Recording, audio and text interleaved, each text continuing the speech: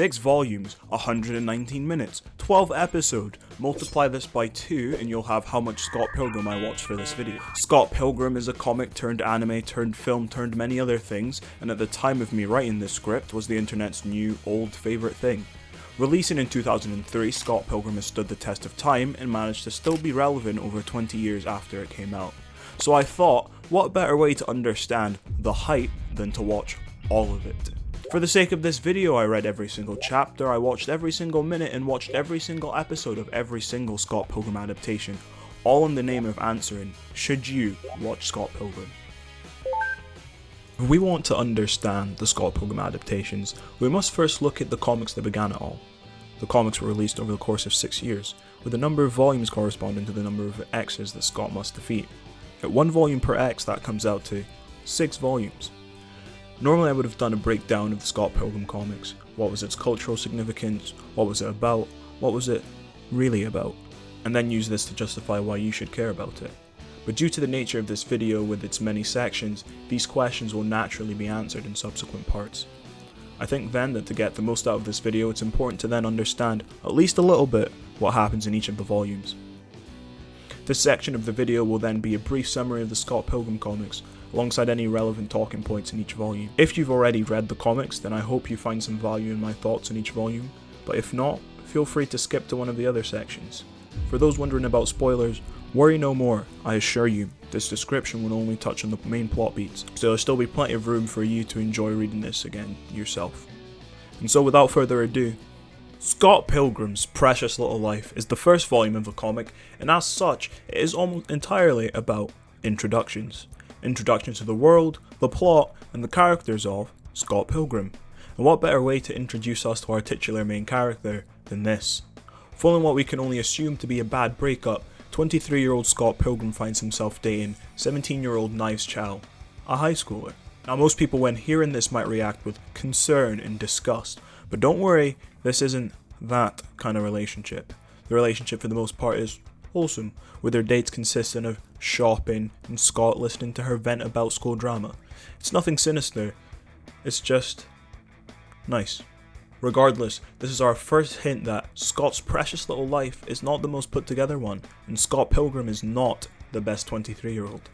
In spite of dating a high schooler, Scott Pilgrim finds himself dreaming about another, a purple-haired girl that he's never met before, but more on this later. Moving on from our morally questionable protagonist, Volume 1 also introduces us to the main cast. Kim Pines, the cold drummer girl with a tough exterior but who's actually just a softie on the inside. She's a fan favourite. There's also the always anxious Stephen Stills, leader of Scott and Kim's band and one half of an awful relationship with Julie Powers. Wallace Wells, another fan favourite, is Scott's sugar daddy and cool gay roommate. Young Neil is also introduced. The last but most certainly not the least important character that we meet is the new girl in town, the ninja delivery girl, and Scott's soon-to-be love interest, Ramona Victoria Flowers. Scott's first meeting with Ramona feels like it's meant to be. With their initial introduction coming in his dreams, Ramona Flowers is quite literally the girl of Scott Pilgrim's dreams. And immediately after finding out that she is real, Scott does everything within his powers to land himself a date with her. Sparks fly, the chemistry is there, but if this was where it ended, there wouldn't be much of a story. And so on their second date we are introduced to the first of Ramona's 7 evil exes. If Scott Pilgrim wants to date Ramona Flowers, then he's going to have to defeat all 7 of these guys. This does make you think though.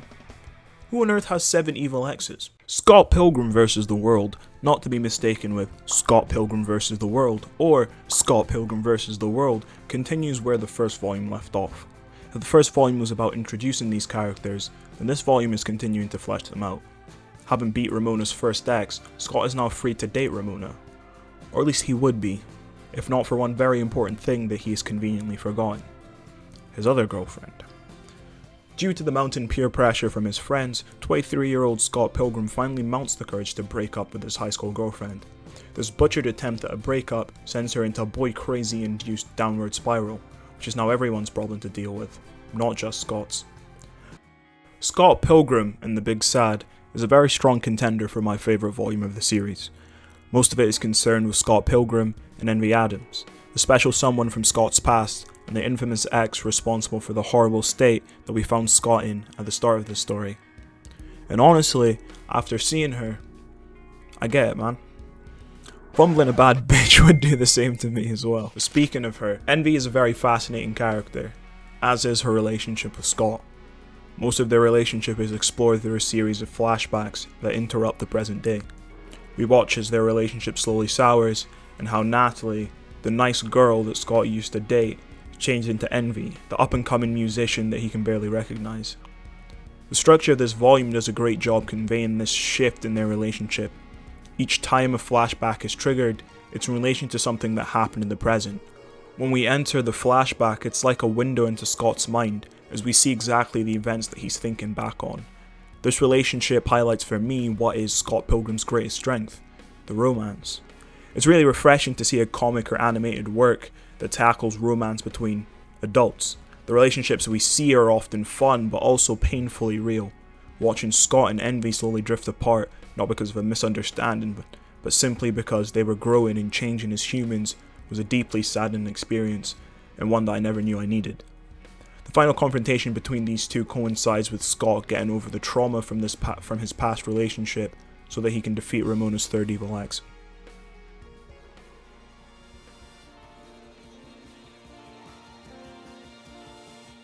Scott Pilgrim Gets It Together opens up with a beach episode, and all of the lovely shenanigans that come alongside that. At the start of this volume, life is good, and Ramona and Scott's relationship has never been better. But good times can't last forever, and confronted with life and its many hardships, in this volume, Scott is forced to grow up.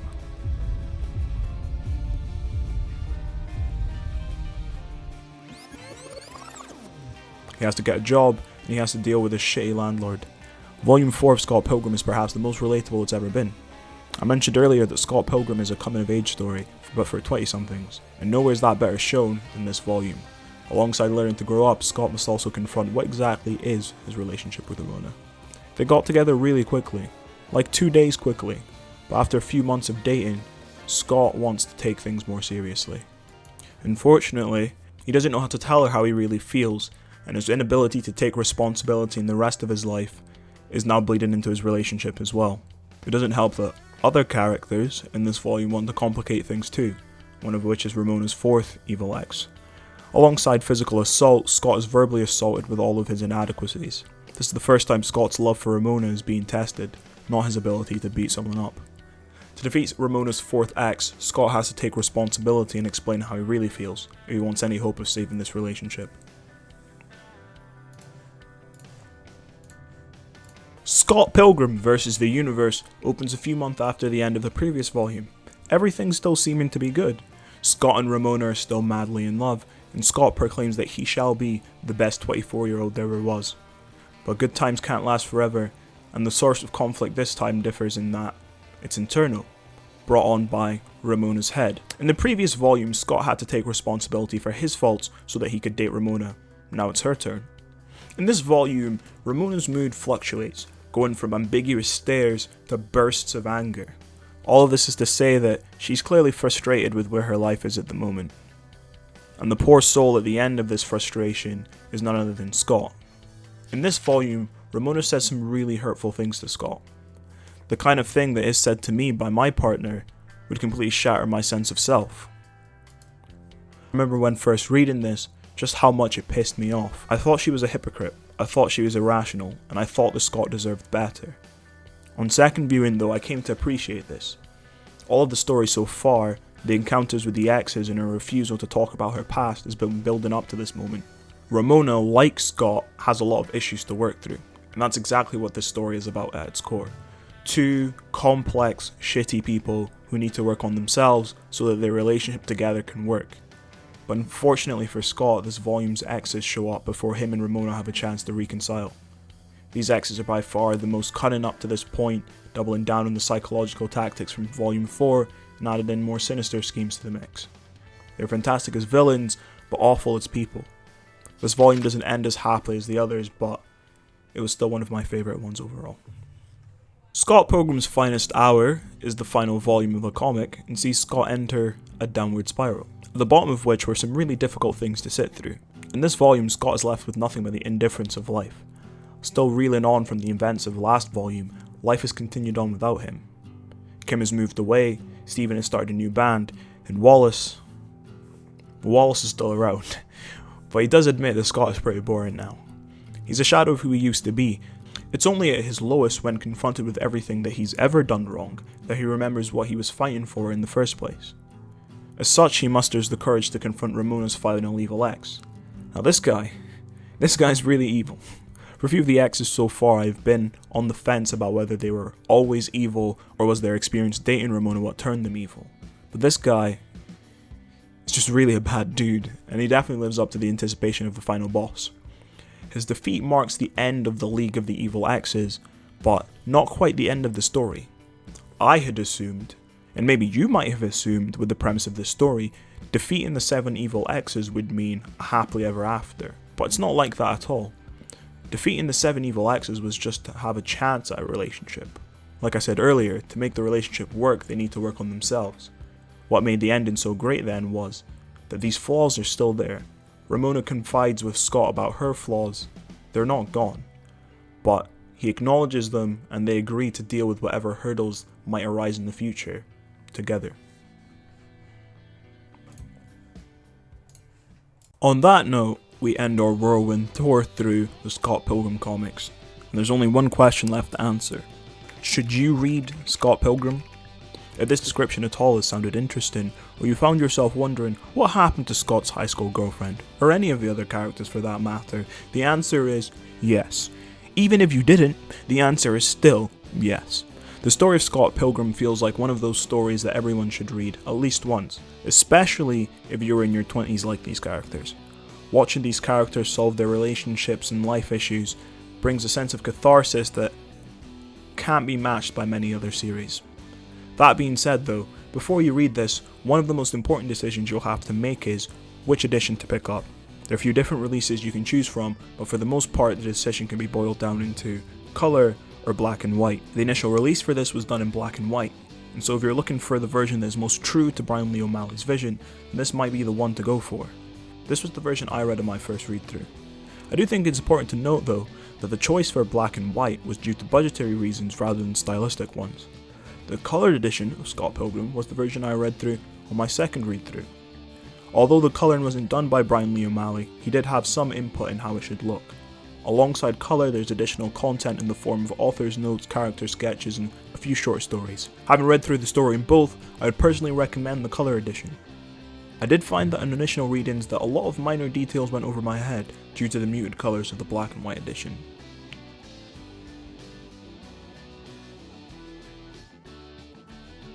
Still on the fence?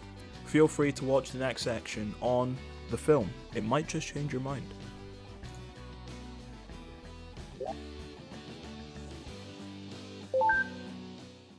As a child, almost all of my time was spent indoors watching TV.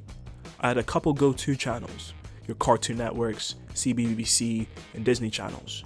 But whenever I would get bored of those, I had a backup selection of channels that I would go to. One of which was Sky Movies. As the name suggests, it was a channel almost entirely dedicated to showing movies. Now, back in the day, if you wanted to watch a movie, there were a few options available to you. Either you see something in cinemas, or maybe you buy a DVD from your local retailer. If you didn't want to spend money though, then you would have to go to whatever channels on your TV that showed movies and hope that they were showing something good. Now as a child with limited earning capacity and no income to speak of, this last option was the only one available to me. It was the most affordable one, but had the considerable downside of a lack of choice. In the streaming era that we find ourselves in now, the only real complaint that we should have is I'm spoiled for choice. We have it a lot better now, I think, than we did when I was younger. Because of this lack of choice, whenever I would use Sky Movies, it was always a hit or miss. On this occasion, it seemed as though luck was on my side, because the film I would come across was Scott Pilgrim vs. the World. Releasing just 1 month after the end of the comics, Scott Pilgrim vs. the World is the first adaptation that we shall be exploring in this video. On the Scott Pilgrim timeline, it is technically the second time that Scott Pilgrim was adapted into another medium, but on the Me timeline, this was my introduction to the series. If we want to be even more specific, this scene was my introduction to the series. Another one of the issues you face while watching films on TV is that you had no control over when they started. Because of this, I found myself starting Scott Pilgrim in the middle. What might have been an issue for some was no obstacle to my enjoyment, and despite not knowing who any of the characters were or what was going on, I still remember to this day how I felt when I first watched it. This is the coolest thing I've ever seen. As an adaptation of another work, one of the issues you'll find when adapting any comic into a film is taking the fantastical world of comics and translating them into live action. Although the comic takes place on Earth, for the most part, their world is completely alien to ours. It's a place where save points and power-up exist, a world where beating someone up in a fight earns you XP, a world where ninja delivery girls, psychic vegans, mystical powers, demon hipster chicks, and evil robots exist. This world and our world are fundamentally different. Another issue that you would have faced when adapting this is this film would likely be many people's introduction to Scott Pilgrim, as it was for myself. On the one hand, accurately adapting this world is more faithful to the source material, but on the other hand, these more fantastical elements may not work in live action and run the risk of alienating the viewer. The easy way to avoid this then would be to ground the film, stripping back the more fantastical elements. But the biggest compliment I can give to this adaptation is just how faithfully it adapts the world of the comics. These more fantastical moments are rarely omitted, and the visual effects in this film were very impressive. They don't look out of place at all in live action. Another, less obvious way Edgar Wright remains faithful to the world is through his kinetic editing style. His quick cuts and wipe transitions feel right at home in the Scott Pilgrim world. What impressed me the most about this was just how one-to-one a lot of these transitions were. Scott! What? You only played one note for that entire song. My hand slipped. Is your girlfriend distracting you? My girlfriend? I'll be quieter. The same can also be said for his scenes themselves. A lot of this was one-to-one. So much of this film looks like it was taken directly from the comic. But the single most impressive part of this adaptation for me was the cast. For a series as character-driven as Scott Pilgrim, nailing the cast is essential. Similarly to the rest of the film, I thought the cast avoid the trap of a grounded performance, instead choosing to double down on the absurdity of the comics. The actors don't shy away from over-the-top performances and deliver their lines in a completely unrealistic but 100% faithful way. I thought they did a great job embodying the feeling of these characters. In fact, they did such a good job that after watching this film, their performances became synonymous with these characters in my head. I quite literally read all of Lucas Lee's lines in Chris Evans' voice. That's actually hilarious. It was no easy task to deliver these lines, and it's honestly impressive that they don't sound bad, let alone sound as good as they do. Well, well, well. You're quite the opponent, Pilgrim. It was for these reasons, and a few others, that this film was a great deal of fun to watch. But despite being faithful to the world and characters, that same approach wasn't taken to the plot. There's a lot of content from the films that wasn't adapted. The order of events is reshuffled. New subplots are added. The conclusion of the comics is completely reworked. The premise of this film is still defeat the 7X's to date the girl, but the film differs completely from the comics in how it gets there. Now all of this is a result of the third issue that this adaptation would have faced: time, and specifically the lack of it. The Scott Pilgrim comics have a total of 6 volumes, with each volume being a couple hundred pages. If I was to make a very conservative estimate, I would say it took me maybe an hour to finish each volume. I could then say that it would take you 6 hours to finish all 6 volumes. Again, remember, this is a conservative estimate. The runtime for the Scott Pilgrim film is under 2 hours. Hence, the missing content. Often what is removed are the slice of life elements from the comic. These are removed in favor of the fight against the X's. For anyone who's read the comics or watched the first part of this video, then you'll know that these moments are more than just a breather. They afford the reader the time we need to get to know the main cast, and by removing these moments, we lose part of the comic's identity. An important part of the comic's identity is its coming-of-age elements, the relatable feeling of being lost in your 20s, and an exploration of the wider cast's struggles with being an aimless 20-something. But the film doesn't have that. Removing these moments does have some benefits, as this film feels very streamlined and there are no dull moments, but without them, the film only covers really what's essential to get the story. The film only focuses on Scott's fight against the X's. As a result, many of the other characters, as well as some of the comic's theming, is lost and underdeveloped. There's enough there to recognize that it's the same story, but it lacks a lot of the nuance of the comics. And one character in particular that I think suffers quite a lot from this is Ramona.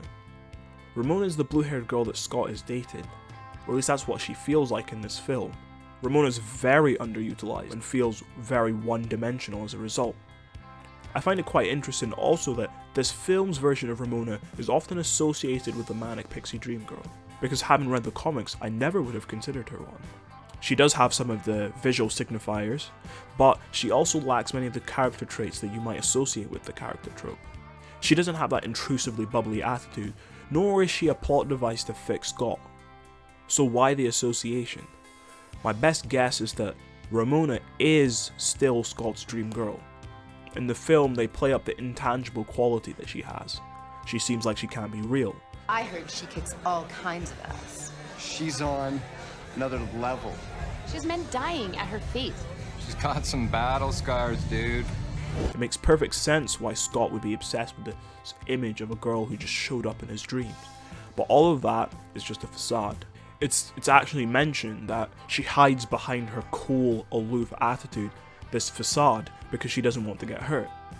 It's through a relationship with Scott that we get to know this. We explore her fear of change and being held down by any one thing or person, but none of that is in the film, only the comics. As a result, all Ramona really amounts to in this film is the cool girl. I think that might be why she's associated with the Manic Pixie Dream Girl, because in the end, both the Manic Pixie Dream Girl and Ramona are nothing more than their appearances and their relationship with the protagonist. Now, this was my biggest issue with the film, because Scott and Ramona's relationship is right at the center of everything good that occurs in the comics, and not developing Ramona as a character is to undercut that and to undercut the comics. I don't say any of this to critique the work Edgar Wright has done, but instead to highlight the baffling decision to turn Scott Pilgrim into a film in the first place. Within the time constraints that they have, they end up sacrificing something. This film does a brilliant job at translating the aesthetic identity of Scott Pilgrim with brilliant VFX, casting and directing, but due to its short runtime, sacrifices Scott Pilgrim's narrative identity. So, should you watch Scott Pilgrim vs. the World? Short answer, yes.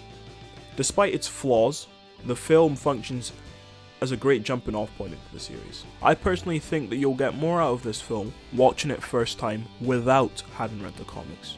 Without the context of the comics, you wouldn't find yourself nitpicking over minor differences and frustrating over major ones. And at just 2 hours long, the Scott Pilgrim film is a perfect way to see whether Scott Pilgrim is your cup of tea. The film does make you wonder though, just how good could a Scott Pilgrim adaptation be if it didn't have time constraints, it didn't have to sacrifice its narrative identity? What if Scott Pilgrim was instead adapted into something like a TV show or an anime? 13 years after the Scott Pilgrim film released, Scott Pilgrim fans would have their prayers answered with the announcement of the anime.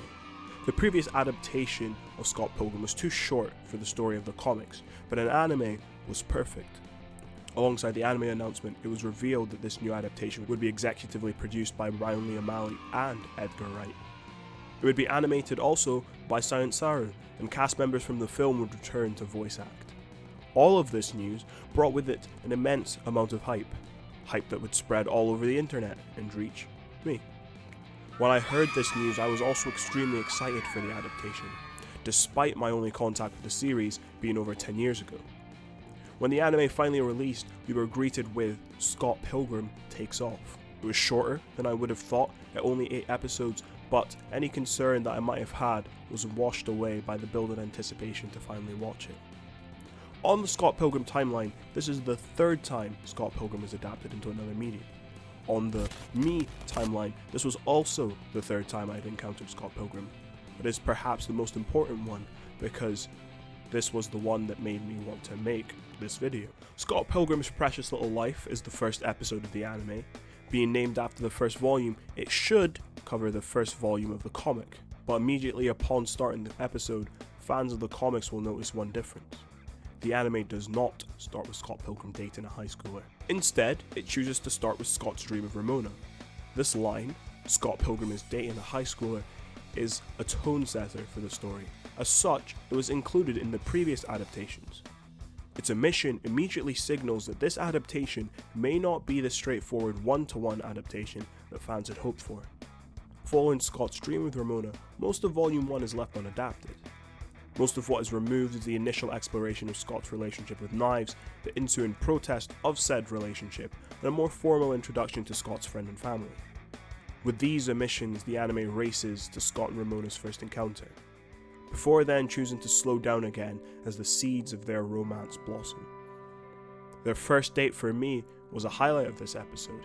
I loved the intimate performances of Michael Cera and Mary Elizabeth Winstead, and I loved the somber keys of the soundtrack in the background. This first episode did a really good job capturing that initial spark Scott and Ramona felt. Watching this episode both times, I felt a longing to be close to someone again, a feeling that I haven't felt in a long time. It isn't until Scott and Ramona's second date that we get an answer as to why so much was omitted in this first episode. Just like the comics, Ramona's first evil ex appears and announces that if Scott wants to date Ramona, then he must defeat all 7 of her evil exes. Unlike the comic though, their fight ends in Scott's defeat. You hear a hint of confuse in the narrator's voice. Scott Pilgrim takes off, just killed its main character. This was not going to be a straightforward adaptation. In this adaptation of Scott Pilgrim is absent for almost all of it. In his absence, Ramona takes the role of the protagonist, investigating potential suspects for his disappearance. The primary suspects for this are her exes. In Scott's absence, the League of Evil Exes is dissolved, and each of the exes now have gone their own separate ways on their own journeys of self-discovery. When these journeys intersect with Ramona's journey to find Scott, both are forced to confront their past selves and why their relationship failed. This is the greatest strength of removing Scott from the anime. As the main character, Scott is central to all of the developments in the comic, and so hogs most of the page time. By removing him from the story, we can now shift our focus and flesh out other characters, like Ramona and the exes. Gideon was the weird kid turned emotionally abusive boyfriend. Stripped of his wealth, he now finds himself squatting and watching anime. On his journey, he explores his insecurities with self-image, and he finds someone who likes him for him. Ramona doesn't necessarily forgive him, but does ask that he treat his new girlfriend much better than he treated her. Roxy Richter directly confronts Ramona. Ramona running away from their relationship made her feel like nothing, and after a healthy dose of talking it out, Ramona acknowledges her immaturity in their relationship, and they make up. Lucas Lee struggles with his dwindling acting career. His obsession with being the best came after Ramona dumped him to date another guy. He felt like nothing, and so did everything to become something. These encounters with the exes serve as great character development for both the exes and, of course, Ramona. Much was said about Ramona and her complicated relationship with the exes in the comics and film, but it's only in this adaptation, the anime, that we get to see it. By confronting the exes on her search for Scott, Ramona confronts her past self and grows and moves past her flaws. It also affords the exes closure. As a result, they now lose their need to fight over her. This was my favourite thing about Scott Pilgrim Takes Off. But does this justify robbing your fanbase of a truly faithful adaptation that was promised? Your answer to this question will no doubt affect how you feel about this adaptation. This anime is a bait and switch, and it's not what was advertised in trailers. I've mentioned a few times now that the comics suited being adapted into an anime because of their length, but that's only part of the reason. Anime is as fundamental to the Scott Pilgrim comics as its video game motifs and its musical influences. From as early as the comics outline, Brian Lee O'Malley has cited series like Dragon Ball, Ranma 1/2, and Karikano as inspirations for Scott Pilgrim.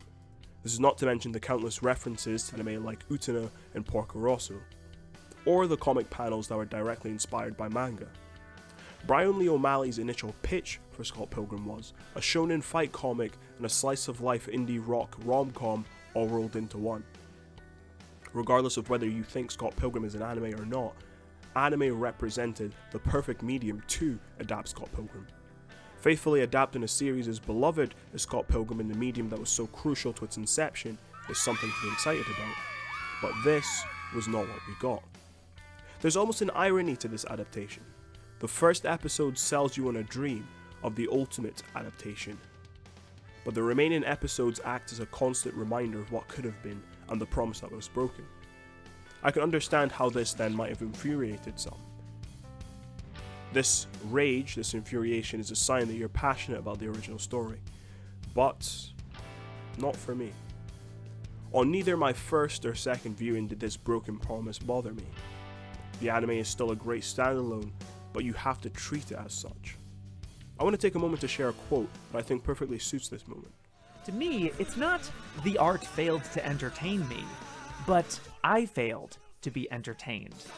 The point of this stuff is to extract value from it. The point of art is to extract value.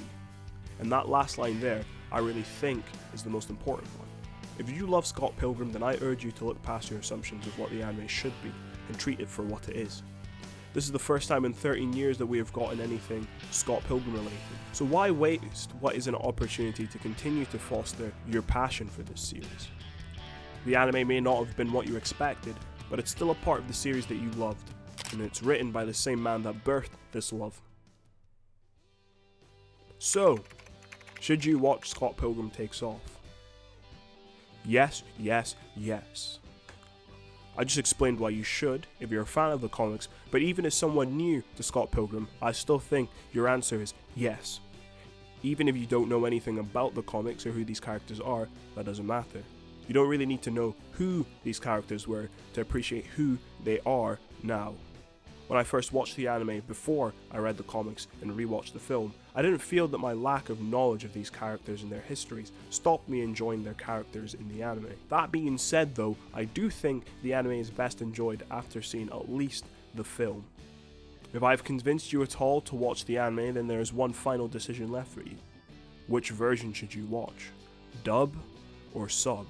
The age-old question. Frankly, I think both sound great. The Japanese dub feels more natural, mainly because these are actual voice actors, but the dub does sound amazing too. They still bring that same chemistry from the film right into the anime, which for me makes up for any drawbacks they might have in their actual voice acting skills. If you want my personal recommendation, watch the dub first, and if the lip syncing issues bother you, then switch to the sub. Now, go off and watch the anime. Enjoy.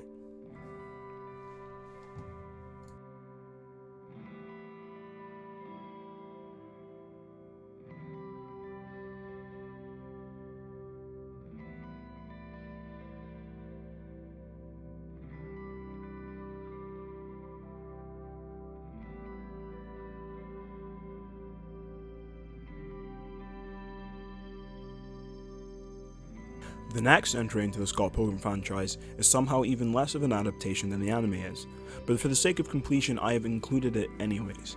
If you're only interested in the Scott Pilgrim adaptations, then feel free to skip this section. And without further ado, Scott Pilgrim vs. the World, the game, is the least well known of the Scott Pilgrim adaptations. On the Scott Pilgrim timeline, this was the first time Scott Pilgrim was adapted into another medium, preceding the film by 3 days. On the Me timeline, this was the second time that I encountered Scott Pilgrim. Within the vague memories of my youth, I remember coming across it on the PlayStation Store. I was browsing through games I had no chance of affording. When I came across this game, I remember thinking, whoa! They turned that one video game movie into a video game. For a series is influenced by video games of Scott Pilgrim, it makes perfect sense to turn it into a video game. Scott Pilgrim vs. the World, the game, was initially released digitally on August 2010, before unfortunately being delisted in December 2014. This was the version I encountered as a child, but not the version I played for this video. On January 2021, an updated version of the game was re-released as Scott Pilgrim vs. the World, the game, Complete Edition. This was the version I played for this video. Opening the game up, you will be met with an intro sequence recapping the premise of the comics. Although this is a Scott Pilgrim game, retelling the story of the comics is not really the game's concern. There aren't any cutscenes covering the story of the game, and you can't really interact with any of the characters from the comics either. This intro sequence is the most in-depth the game ever gets into the comic story. After this sequence though, you will be met with the menu screen. There are different modes to choose from, but most of your time will be spent in the story mode. The Scott Pilgrim games are a beat 'em up, bringing the aesthetic and gameplay identities of old arcade games into the modern day. In story mode, you worked your way through a total of 7 stages, fighting through endless waves of enemies until you reach the boss at the end of said stage.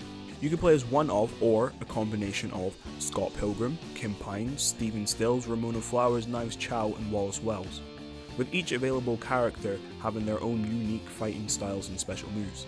These stages are where you'll spend most of your time in the game, and so I thought, why don't we do the same with this video? I am going to attempt to recreate what a typical run through of a stage would look like for myself. I've edited together some footage of me playing through stage 1. My hope is that this will give a better insight into what playing the game would be like, as compared to me just describing it. As I only played through the game in single player, this analysis will only really represent what a single player experience might be like. Playing with extra characters will no doubt significantly affect how this game feels, but I hope you can still take something away from this.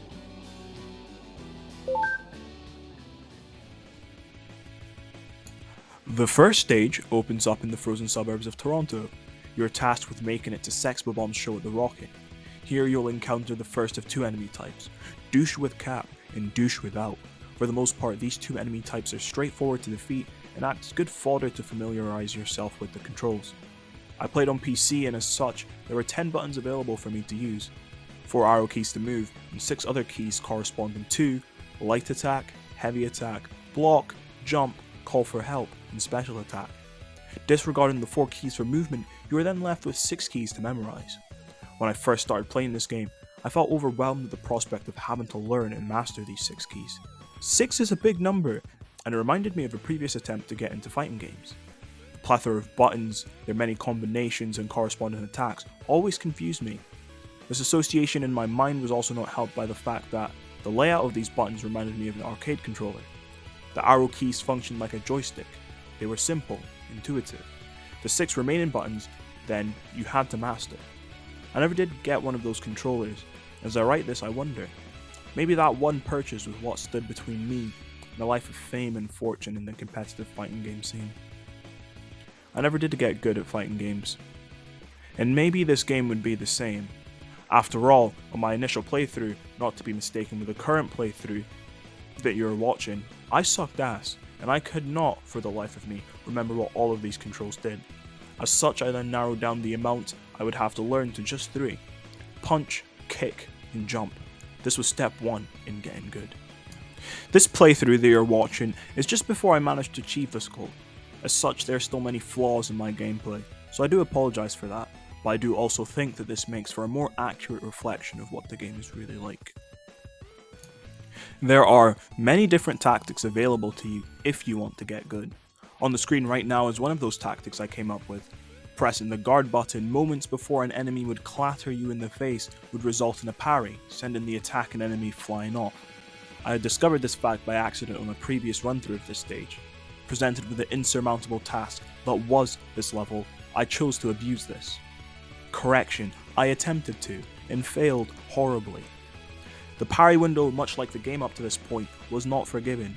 These 2 enemies then represented the first difficult enemies that I faced.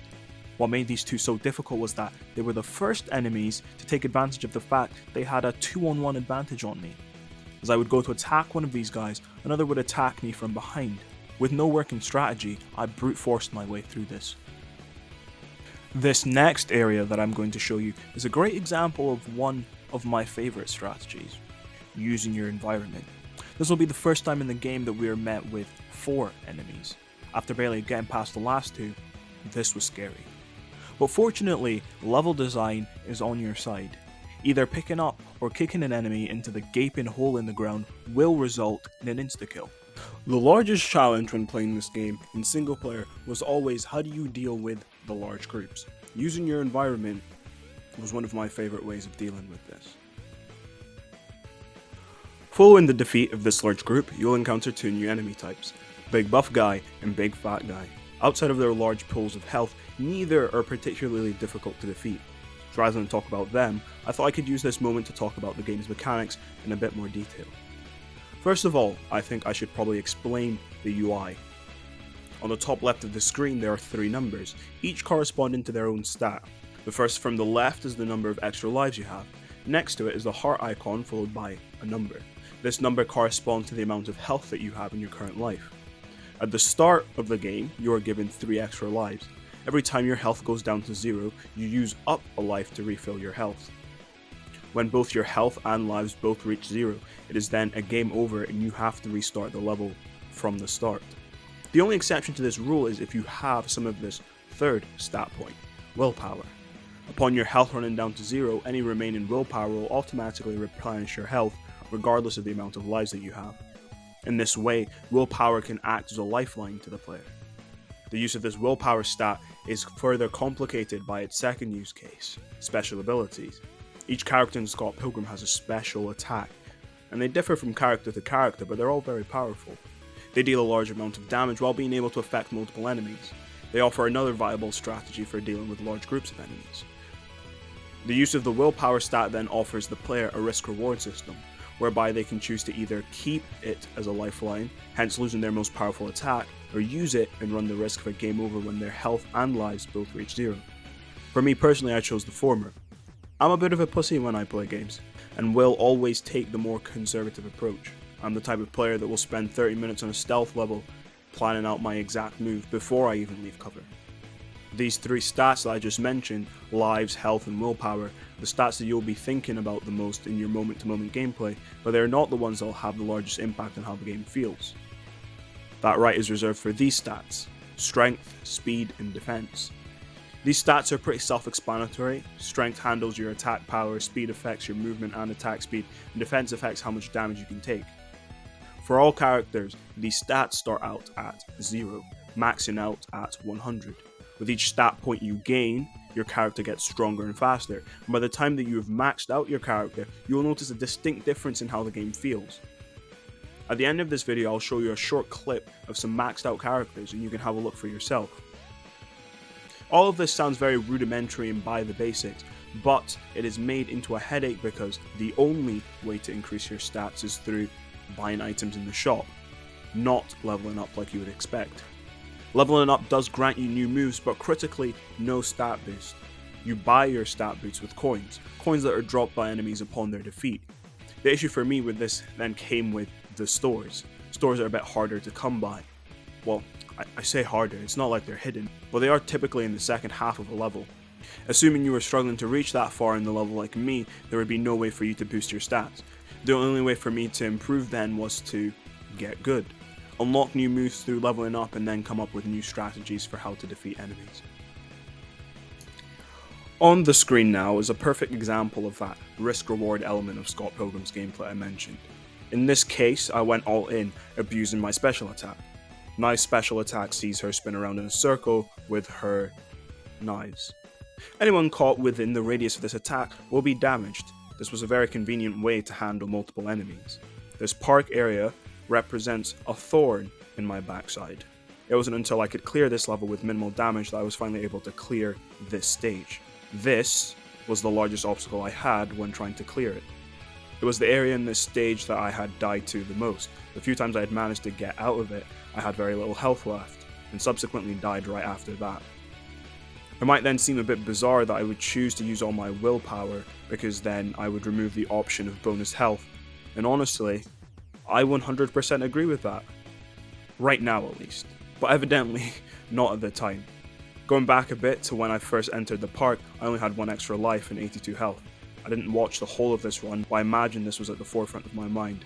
I probably chose to abuse my special in an attempt to avoid taking too much damage. I guess I thought if I could just get through this park area unscathed, then I would be fine. As you can see, that plan sucked ass, and although I completed the park area in a couple minutes, I still ended up losing my last extra life and ended the area with no willpower.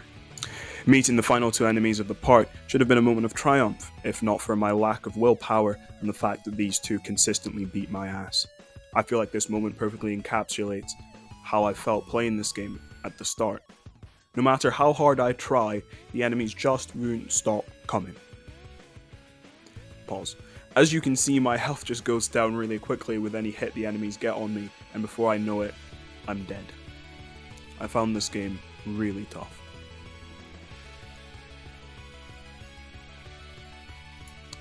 I wanted to spend most of my time in this video on this section because I thought it mirrored my experience with the game quite well. Out of the 15 or so hours I spent on this game, 10 of that must have been in this first half of Stage 1. I feel like at this point though, we have a pretty good understanding of that initial experience I had with this game, so by speeding it along a little bit, we can now reach the shops, which for me was where my opinion of this game changed quite a bit. But before we do that, I think we should have one more final stop, just outside the shopping district.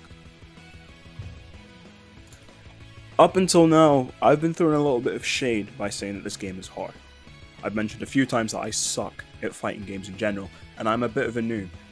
But in this little fight before the shopping district, I want to take some proper accountability for being shit. Keen-eyed viewers will have noticed that I have switched characters from Knives to Wallace, the reason for this being that this is a different playthrough. The footage that you're watching now is after I have finished the game. After clearing this first stage, I pretty much bulldozed my way through the rest of the game, finishing most of the remaining 6 stages in 1 to 3 tries. I wasn't necessarily sure if this was due to the fact that I had significantly increased my stats, or whether I'd just gotten better at the game through time. I sought to find the answer to this question by replaying the first stage again, and then to my surprise I found that it was. Although my character felt significantly more sluggish and more annoying to play with, I found that I made my way through the stage, past even the park, to the shopping district, while only losing 1 life. I guess I really was just ass.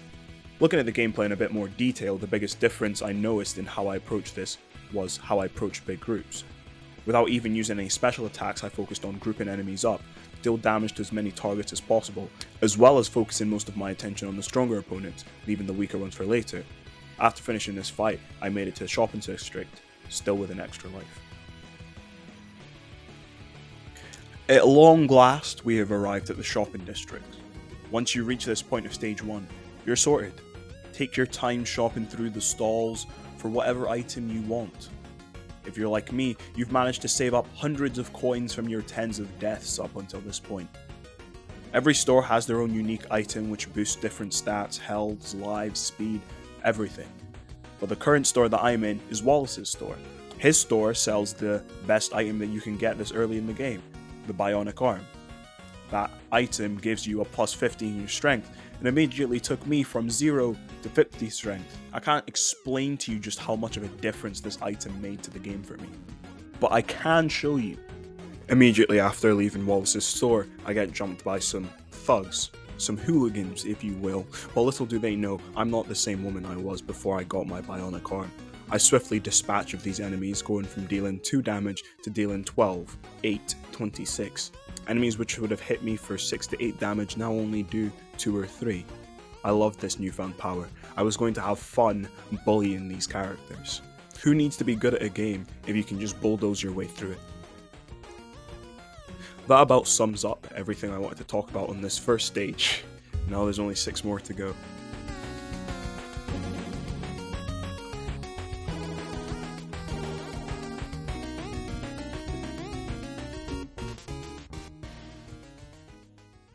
Stage 2 was a particularly fun level taking place in a film studio.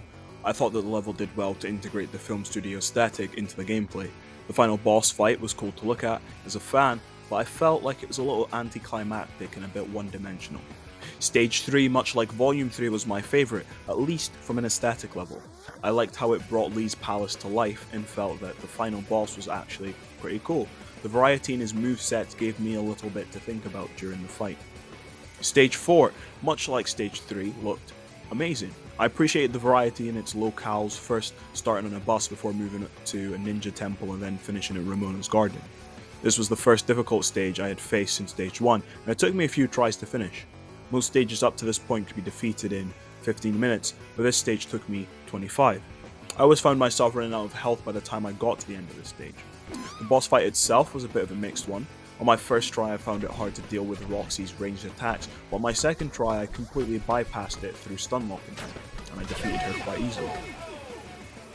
Stage 5, much like Stage 4, felt rather long. The stage, similarly to stage 4, had multiple location changes.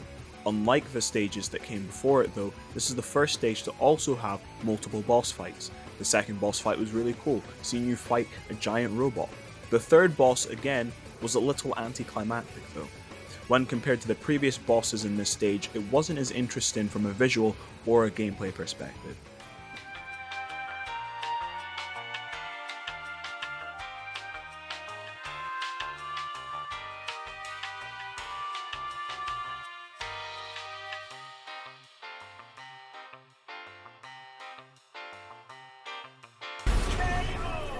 Stage 6 was a really fun and novel idea, and in an attempt to preserve that novelty, I wouldn't say too much about this, other than I enjoyed this. It wasn't the longest, but it was very fun. Stage 7 is the final stage of this game, and by far the most difficult one. Although it didn't take me nearly as long as Stage 1, it was the only level since Stage 1 that took me more than 5 attempts to beat. 5 30-minute plus attempts. This fight features the most fully realized level, with multiple different enemy types and several different obstacles for you to overcome before you even reach the boss fight. The boss fight itself is split into 3 stages, similar to Stage 5, but each stage of the boss fight will give you a good fight. It was cool to see how they adapted this fight from the comic, and I found myself geeking out the first time I played through it. This fight is a good way to end the game, requiring you to use all your knowledge from the game up to this point to defeat its most difficult challenge. After Stage 7 we have the end of the game. At the end of the game you'll get one of 7 endings. Most of these endings don't necessarily correlate to the comics or film, but are still cool as fans of the comics to see. Which ending you get differs depending on which character you played as. I played as Knives, and so I ended up with Knives' ending.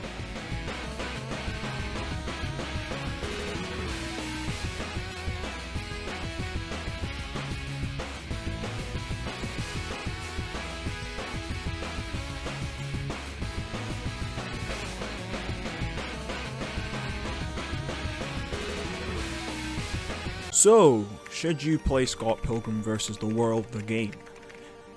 Maybe. If you are a fan of Scott Pilgrim who's looking for more Scott Pilgrim content, or you're someone looking for a smaller game that can occupy you for a couple evenings, then yeah, I do think that this game is for you. This game has a lot of charm, the pixel art is great to look at, and the soundtrack features some great chiptune. I also can't emphasize how great it is to play as one of your favourite characters, but the reason I'm so hesitant to recommend it to more people is partly because of my experience with the difficulty curve. Throughout this section I've tried my best to highlight the issues with the difficulty in this game. The overall level design of Stage 1 made it very difficult to progress in single player. Part of this may be down to my lack of skill, but that is neither here nor there. What is true is that this game isn't well balanced. 5 of the remaining 6 stages were piss easy. Bosses were hit or miss. Some stages and bosses were really easy while others were significantly harder. But I don't want to complain too much. From what little I know about the game's development, it was very tumultuous. It switched between 2 studios, Ubisoft Montreal and Ubisoft Chengdu, with the latter having 5 months to finish the majority of the game. As such, I'm not too surprised that certain aspects of the game have a lack of polish. For a movie tie-in game, it's a lot of fun, but Scott Pilgrim vs. the World, the game, is not the greatest thing I've ever played.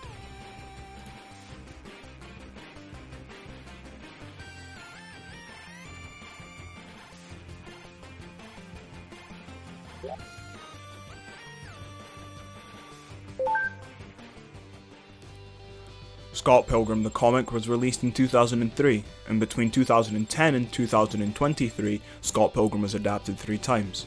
I think the reason for this longevity is due to how timeless the story is and how universal its themes are. When I was younger, the absurdity of the story and the flashy effects of the film were what appealed to me.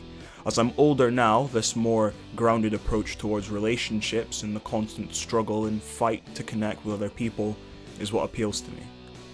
As a 20-something, I find myself also relating to Scott and a lot of the issues he's going through, both inside and outside this relationship. As a young adult, I find myself struggling at times to cope with the new responsibilities that are expected of me. I also often find myself thinking, what next? I like to think that I'm not alone in feeling these things, and it's this feeling that I feel like the comic gets so right. Why I think it gets these things so right is because so much of the story is based in reality. At the time Brian Lee O'Malley began writing Scott Pilgrim, he was also in his early 20s. His life was a massive inspiration for much of the story. So many of the characters in Scott Pilgrim are based on people Brian Lee O'Malley knew. Even sharing a bed with his gay roommate is rooted in some reality. Brian Lee O'Malley's many interests were also a huge inspiration. The many references to comics, anime, music, and video games are all a result of this. All of this no doubt plays a part into why this series feels so relatable. I think Brian Lee O'Malley did a great job of capturing this feeling of being a 20-something he felt at that time, and through it made a timeless work that has and will continue to stand the test of time. I think each of the 3 adaptations that we got do a good job in their own right of capturing what made the comic so great. The movies are a great introduction into the world of Scott Pilgrim and bring that same feeling into live action. Something I never commented earlier was the music. This was the first adaptation to bring music into the story of Scott Pilgrim. Within the first volume there's quite literally instructions on how to play along to Scott's band. Music is an essential part of the story. So listening to the film's soundtrack was like a window into Brian Lee O'Malley's mind and how he felt when writing this comic. The same songs and artists that he credited as inspiring the comics are now in the film. With the anime, Scott Pilgrim was adapted into a medium that was so crucial to its inception. And of course, with the video game, it is a video game. With these 3 adaptations, Scott Pilgrim has had each avenue of inspiration for the comic adapted. They may not necessarily be the one-to-one adaptation fans wanted, but as supplementary content to the comics, I think they're all great and allow you to appreciate the comics that much more. For anyone who made it this far in the video, I'd like to take a moment to say thank you. I hope you enjoyed it, and if you did and are able to, I would really appreciate it if you considered supporting me on Ko-Fi. I take one-time donations, and for everyone who donates, I'll credit them on my next video, where I shall be reading every Brian Lee O'Malley comic. I appreciate this is a lot to ask, and if you can't or don't want to donate, that's fine too. Liking the video and leaving a comment is another great way to support what I do. Otherwise, until next time.